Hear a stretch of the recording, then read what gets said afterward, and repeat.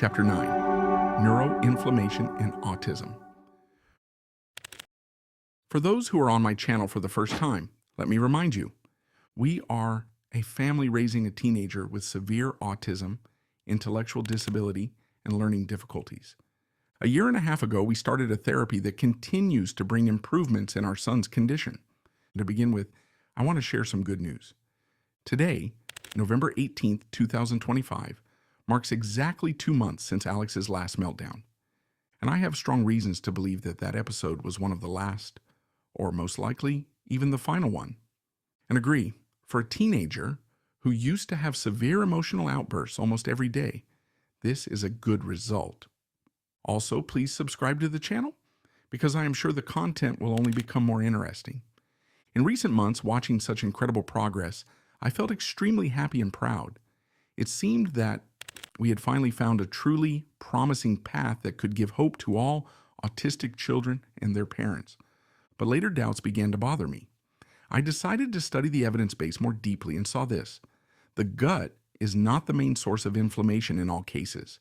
There are autistic conditions, such as Rett syndrome, for example, where the role of the gut is secondary, so the effect of our approach may be partial or even minimal. Therefore, it is logical to assume that this path fits best for those in whom the leading driver of neuroinflammation is the gut. So, the negative is that a universal solution does not yet exist, and perhaps cannot exist. The positive is that the gut phenotype is very common, so this is a large group of people. To find out whether your ASD phenotype is connected to the gut, it is better to consult a doctor. Still, I will include in the description a short list of conditions and how to try whether this method may suit you. Important. I will emphasize this again.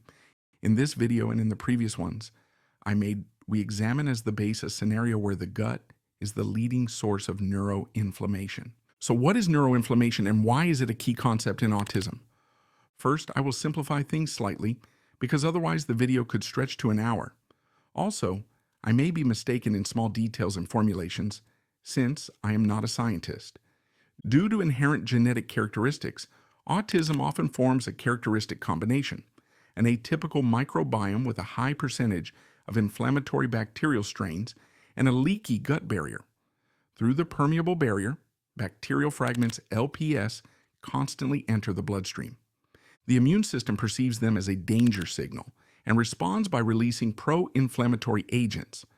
In general, this is a useful protective mechanism, but when irritation from the gut lasts for months and years, the inflammation becomes chronic and low-grade.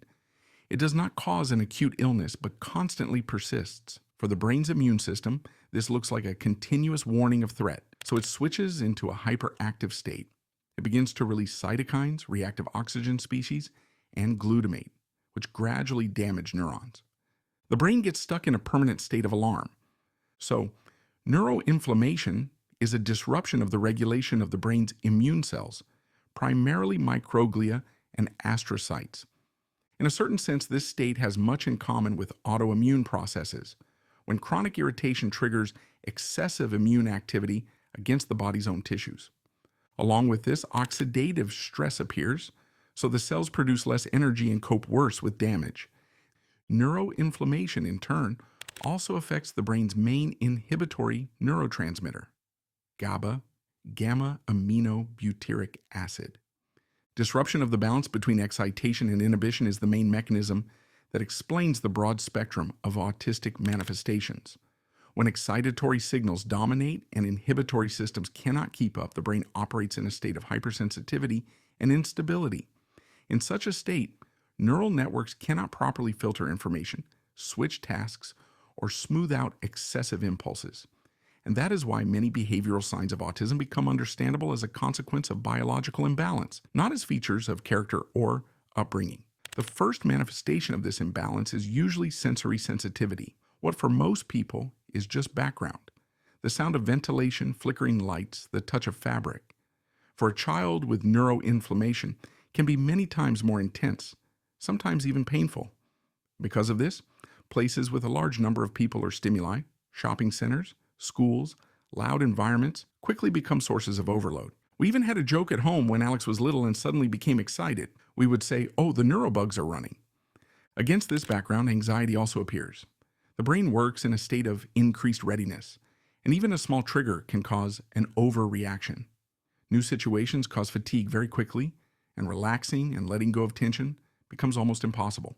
The brain simply receives too many excitatory signals. Attention difficulties and switching problems appear as well.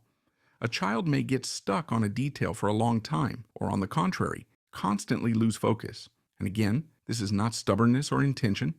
The networks responsible for attention control cannot stably regulate activation levels. In such conditions, stimming, hand flapping, spinning objects, repetitive movements becomes a way of self-regulation. This is not strange behavior. It is a way to help oneself. Predictable rhythmic movement reduces tension and gives at least some sense of control. The emotional sphere also becomes very sensitive. Any stress can provoke a sharp reaction, crying, shouting, an emotional explosion. Not because the child refuses to pull himself together, but because inhibitory systems cannot maintain stability. The emotional centers of the brain are literally overloaded. Social interaction becomes difficult. Communication is a very complex process, even for some neurotypical people, and it requires precise and fast switching between different brain networks. You need to listen, analyze, feel, react, all at the same time. When the balance is disrupted, this becomes exhausting. Hence, difficulties with reading nonverbal cues, quick fatigue in communication, a desire to withdraw. Sleep problems are another logical consequence. Falling asleep is difficult, sleep is shallow, and any sound can wake the child. Inflammation changes the work of the hormones that regulate circadian rhythms, and the brain simply cannot slow down. And finally, food selectivity. If sensory sensitivity is high and the gut is malfunctioning, foods with complex or coarse textures feel unpleasant or even painful. This is not stubbornness and not manipulation. This is a real bodily reaction, which often leads to avoiding fiber, and this already affects the microbiome and triggers a new cycle of problems. So these symptoms are not a psychological reaction in the usual sense, but the response of a brain that has lived under inflammation for a long time. In this state, even normal stimuli are perceived as excessive. So the high-level logic of the fight is this: if we manage to reduce gut permeability and enrich the microbiome, we get a chance to gradually reduce or eliminate systemic neuroinflammation, which in turn gradually restores the balance between excitation and inhibition. Because of this, behavioral symptoms decrease, and the brain gains the ability to develop. In general, our body already has its own mechanism designed to reduce such inflammatory processes. That mechanism is butyrate.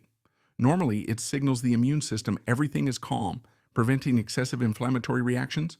Butyrate is also the main source of energy for the cells of the intestinal lining, and the condition of these cells determines the strength of the gut barrier and the overall health of the microbiome. In healthy people, most butyrate is produced directly in the large intestine when beneficial bacteria ferment fiber. They especially like soluble forms, resistant starch, inulin, pectins. But here arises a state typical for many autistic children. Because of sensory sensitivity and abdominal discomfort, the child avoids foods with fiber. Without fiber, the bacteria that produce butyrate gradually disappear. The mucosa becomes even weaker and more permeable, and the amount of endogenous butyrate produced becomes smaller and smaller. And it is butyrate that should reduce inflammation and help the barrier repair itself. A closed loop. As a result, we get a situation where the body loses its own mechanism for breaking inflammation. And instead of calming the immune system, the gut keeps it in a state of chronic tension. Even the word butyrate often has a negative context for us. This comes from the times when users of sports chemistry used the psychoactive substance GHB with a notorious reputation, which they also called butyrate. That substance has almost nothing in common with the wonderful short-chain fatty acid we are talking about now. So, why did we use butyrate specifically in combination with MCT oil? First, MCT serves as an effective transporter of butyrate to the gut, preserving up to 70% of the substance from breaking down in the stomach. And second, MCT itself is an excellent helper for more easily initiating ketosis in the body. Ketones and butyrate act on similar pathways that they stabilize microglia and reduce inflammatory cytokines. Can MCT butyrate be replaced with just MCT oil? Yes. I think the effect will be slightly weaker, and the whole process may take more time. The most interesting part began when we thought of feeding the biome with fiber during breaks from butyrate. Without this, we would most likely have remained tied to our modified keto for a long time. We sort of ignited a self-sustaining reaction that continued almost without our further intervention. External butyrate reduces inflammation and promotes the restoration of the intestinal lining. This creates a better environment for bacteria, which absorb fiber more actively, which increases the number of bacteria, which already produce their own butyrate, which reduces inflammation and restores the lining. We completed the first rotation of this cycle and only add fuel, a sufficient amount of fiber. Ideally, this should work as in a neurotypical child. We provide food that contains enough fiber and everything works on its own. However, Alex's diet is still very limited, and taking fiber from food is not yet possible. While preparing the script for this part, I read that we made another mistake, feeding Alex one type of fiber for several months. It turned out that a living microbiome loves different fibers. The wider the spectrum is, the more stable and effective the ecosystem becomes. We added a complex of several soluble and insoluble fibers and additionally resistant starch, which is considered the most beneficial for the production of butyrate-producing bacteria. And the changes in the gut accelerated even more. Chapter 10. What's next? So, over a year and a half, we managed to reduce the level of neuroinflammation to a very low level. Based on the rate at which neuroinflammation is now decreasing, and we see this from the combination of physiological and psychological indicators, I have the feeling that a certain point, or rather a comma, is not far away. We are talking not about years, but about months. You can write in the comments that I am an unfounded optimist, but perhaps it is thanks to this optimism that we will be able to free Alex's brain from years of inflammation, and I hope we will be able to maintain a stable state further. It is not easy to say this, but we are even a little grateful for Alex's aggression. It became our marker of progress. It was thanks to it that we saw constant changes, and it did not allow us to stop halfway. What happens next? Here we are really stepping onto thin ice of assumptions. But if we rely on logic and what science already knows, when inflammation subsides and the excitation inhibition mechanism returns to normal, the brain finally gets a chance to regain balance. Will Alex become neurotypical after this? I think not. His brain developed for many years under constant stress and immune pressure.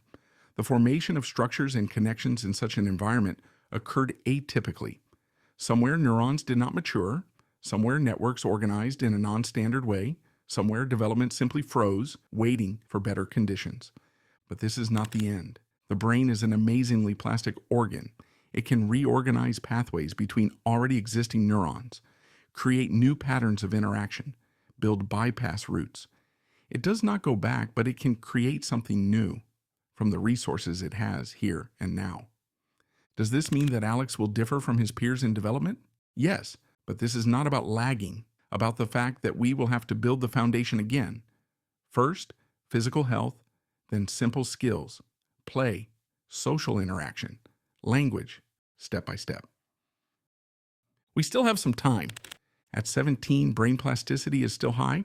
It remains until about 25 years old. This is when the frontal lobes mature, which are responsible for sociality, language, self-control. Active myelination is also happening, a process where neurons are wrapped in a protective sheath of myelin. This sheath works like insulation on wires. It makes signals faster and more stable. Even after this period, the brain does not stop. It continues to change in response to experience. The pace simply becomes slower, and changes require more repetition. If we can maintain this state, reduce inflammation, provide calm, enough energy, and proper stimuli, connections will start to grow. We will be able to partially go through the stages that were once skipped. This path does not cure autism itself. That is impossible because to do that, you would have to rewrite DNA. But it allows the body to bypass the consequences of genetic features and find a new balance, to build new pathways that compensate for the old ones, to learn to function in new conditions. Maybe this is the most correct path, not trying to fix a malfunction, but helping the body find a way to live with it. And this gives me great optimism, because already now we see the symptoms soften, the reactions become calmer, and our son becomes warmer and closer. And this is the most important thing that could have happened. Important. This is not a universal treatment scheme. We are sharing our own path, not a recipe. Before trying anything, consult a doctor.